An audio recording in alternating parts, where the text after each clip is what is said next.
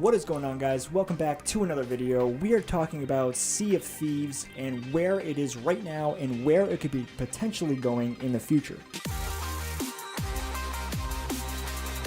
So yeah, guys, thanks for joining me. Again, if you haven't subscribed to the channel yet, please do so. We are talking a bunch of different games. Right now, we're landing a little bit more on Sea of Thieves, but I do cover videos mainly on Destiny. But anyways, let's talk about this game. It's been kind of all over the place so far. All my friends have been kind of downloading this, and I will repeat what I said to them. I actually really like this game. I think it's a lot of fun. I definitely understand the criticism and the backlash a little bit. You don't really have too many upgrade options. The progression in this game is very, very limited, but I will say for the actual aesthetics of the game, I think it's beautiful. I think it actually kind of draws attention in. It's kind of fun. It's social. That is the idea of the game. It's an open world experience, but it's definitely a social experience. Now, I've been feeling that a lot, especially when I have like my buddies come in. You know, I might get on the galleon, which is the large ship, and we just kind of sail around. We might just take out some ships. We might do treasure hunting. We might go on the raid, whatever it is. I definitely love the raid the most. It is definitely the most satisfying thing to complete. But again, it's fun to just kind of sail around. The overall feeling of this game, I think, is pretty fun. But I do actually agree that I don't like the fact of not having an upgrading option or just a progression line. What I mean is essentially that I'd like to have, you know, maybe an upgraded armor, maybe a gun that's upgraded. Maybe my ship has a little bit more armor in general or an extra cannon. So I can only imagine that there's going to be some kind of update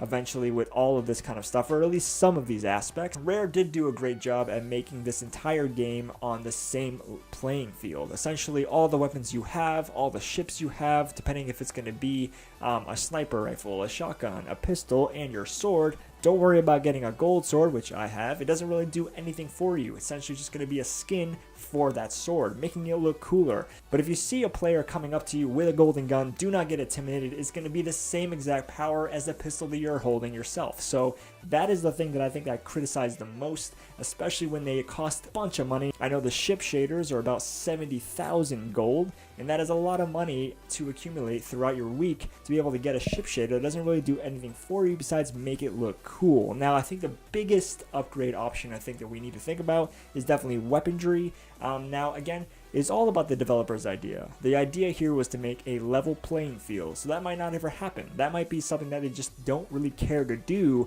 because I honestly will tell you, I actually have a lot of fun still playing the game, even though I don't have those upgraded options. So one of the challenges is definitely fighting in this game. The combat can be a little bit weird. You usually have basically a 3-strike system, and then you have like a breathing time, which can be pretty risky, especially when you have a bunch of skeletons surrounding you. So one method I found out was essentially you hold the trigger button, your character pulls the sword back, and you basically launch forward. You can take out a couple of skeletons at a time, which is pretty useful. I've been using this method for a while now, and it's been shredding in this game, and I've been loving it, especially taking out other pirates. It's pretty essential. So definitely a method that I would use in combat. The other very common thing that everyone's been doing with the sword is, of course, the launching yourself from the shoreline to your ship. Now, it makes you go a lot faster when you do this, so I actually recommend using this. It is a nice little interesting way to get off your ship and faster to an island, and also back to your ship from the island. So definitely recommend using this. So it's actually the same exact idea. You're going to hold the trigger button right at the shoreline, and you're going to let go, and it will just launch you pretty far out there into the water. That's a nice little tip I like to tell everybody to use, especially when I'm online. Not everyone knows about that, which is kind of weird, but the game's been out there for a while now. I'm sure everyone kind of picked up on that a little more, but yeah, I just wanted to share that piece. But as far as this game goes now, I think it's a great start for what they have. This open world experience is definitely one of the most effective aspects of this game. Being able to kind of sail around, meet up with random pirates, have battles with random ships, and the opportunity to take over another ship and having that awesome pirate experience. So I think it's a great concept for a game so far. I do hope that they think about upgrades in the future. There is actually a link in the bio talking about what they've actually come in contact with, issues and feedback that they've been kind of receiving about the game, and possible update options that they might actually implement in other future updates. My position in this game right now is it's definitely going to be fun to play. It does get boring after a few hours. If you're doing a raid though, that is the only time that I've actually found myself wanting to get on. I'm always looking for the skull in the sky. The other aspect of this game that I do really like, that it is cross-play, which allows you to play with players that are on PC and Xbox, which allows a very fun mix of gamers out there. But anyways, guys, my views on this game so far are going to be be pretty decent. I actually don't mind the games. I do find it to be a little bit repetitive when it comes down to the treasure hunting aspect. I think the graphics are pretty neat. It's supposed to be a cartoon game, so I don't really care that it's not realistic. There's a bunch of different realistic games out there. I enjoy this cartoony vibe. I think Rare does a very good job at this type of animation in general. Plus, it's very simplified, and I can only imagine what it looks like on a PC. But yeah, it's a lot of fun. As far as the factions that you might notice,